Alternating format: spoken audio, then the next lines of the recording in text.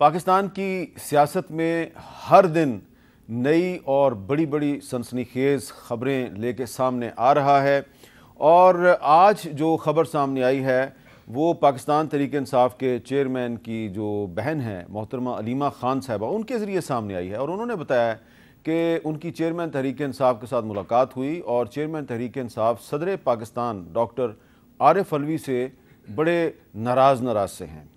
समझ नहीं आई क्यों नाराज़गी है, लेकिन ये जो ख़बर है ये बड़ी अहम है। और दूसरी बहुत ही अहम ख़बर वो ये है कि साबिक़ वज़ीर-ए-आज़म शाहिद खाकान अब्बासी, जिनकी लंदन में मुलाकात हुई जनाब नवाज़ शरीफ साहब के साथ, ख़्याल ये किया जा रहा था कि इस मुलाकात के बाद शाहिद खाकान अब्बासी साहब जो हैं उनको अच्छी बातें करेंगे, लेकिन मुलाकात के फ़ौरन बाद उन्होंने न सिर्फ ये कहा कि वो नवाज़ शरीफ साहब के पाकिस्तान में इस्तकबाल के हामी नहीं है, बल्कि उन्होंने ये भी कह दिया है कि अब पाकिस्तान में इलेक्शन नहीं होना चाहिए। सुने ज़रा उनके अल्फाज क्या हैं। तो यकीनन शाहिद खाकान अब्बासी साहब ने मियाँ नवाज़ शरीफ साहब को ये कहा है कि पाकिस्तान में आप आएँ लेकिन आपका इस्तकबाल नहीं होना चाहिए और इलेक्शन फ़िलहाल किसी मसले का हल नहीं है। तो ये उन्होंने राय क्यों बनाई है और क्या इस राय से बाकी जो पॉलिटिकल पार्टीज़ हैं वो इत्तेफाक करती हैं या नहीं करती, इस पर गुफ्तगू के लिए हमारे साथ मौजूद हैं जनाब डॉक्टर तारिक फजल चौधरी साहब, सीनियर रहनुमा है मुस्लिम लीग नून के, जनाब बैरिस्टर गौर खान साहब जो कि तर्जुमान हैं पाकिस्तान तहरीक इंसाफ के और सीनियर कानूनदान हैं, और जनाब नदीम अफजल चंद साहब पाकिस्तान पीपल्स पार्टी के सीनियर रहनुमा हैं।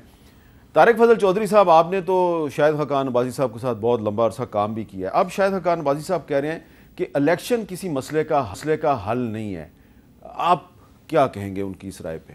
बिस्मिल्लाहिर्रहमानिर्रहीम। मेरे लिए बहुत काबिल एहतराम है, बड़े भाई का हमेशा उन्हें दर्जा दिया है अब भी।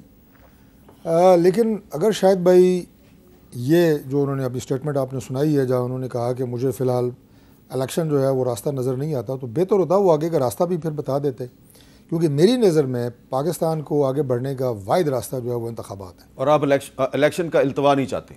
बिल्कुल नहीं चाहते। देखें, हमारे पास कोई और रास्ता नहीं है। आगे आपकी जो सेनेट है 50% हमारे सेंटर्स जो हैं वो मार्च में रिटायर हो रहे हैं, वो भी एक आप ये कहें कि उसे मुअत्तल हो जाएगी। पार्लियामेंट आपकी है नहीं, सूबाई असम्बली आपकी ऑलरेडी ख़त्म है, निगरान हुकूमतें चल रही हैं।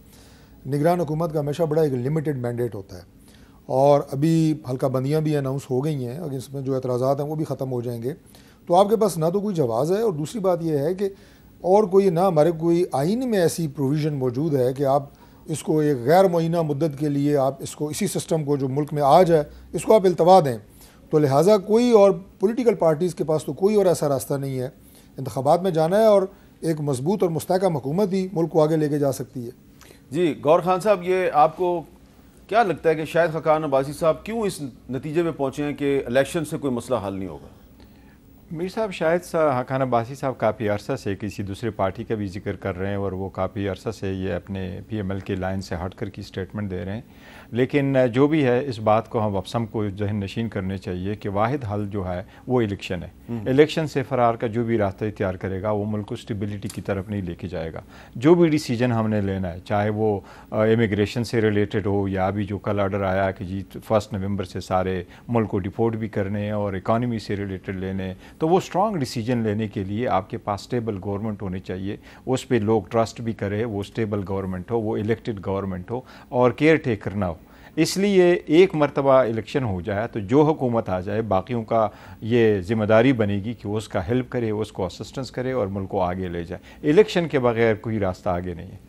चंद जी, मुस्लिम लीग नून और तहरीक इंसाफ में इत्तेफाक राय नज़र आ रहा है कि इलेक्शन के अलावा पाकिस्तान के मसाइल का और कोई दूसरा हल नहीं है। देखें, मैं समझता हूँ कि बिल्कुल मेरा भी इत्तेफाक है इसके ऊपर। हाँ, क्योंकि इस मुल्क में इलेक्शन के बगैर भी कोई 32 ईयर्स हमने गुजारे हैं, 30 ईयर्स के करीब, और इलेक्शन के साथ भी गुजारे हैं।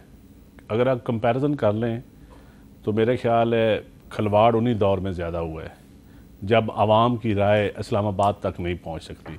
इस आवाम का अशराफिया का सिर्फ हक नहीं है इस्लामाबाद के ऊपर या इस मुल्क के वसाइल के ऊपर। आवाम का अगर हक आना है तो उसके नुमाइंदों के ज़रिए आ सकता है, ना कि किसी ब्यूरोक्रेट के ज़रिए आ सकता है, ना किसी टेक्नोक्रेट के ज़रिए आ सकता है।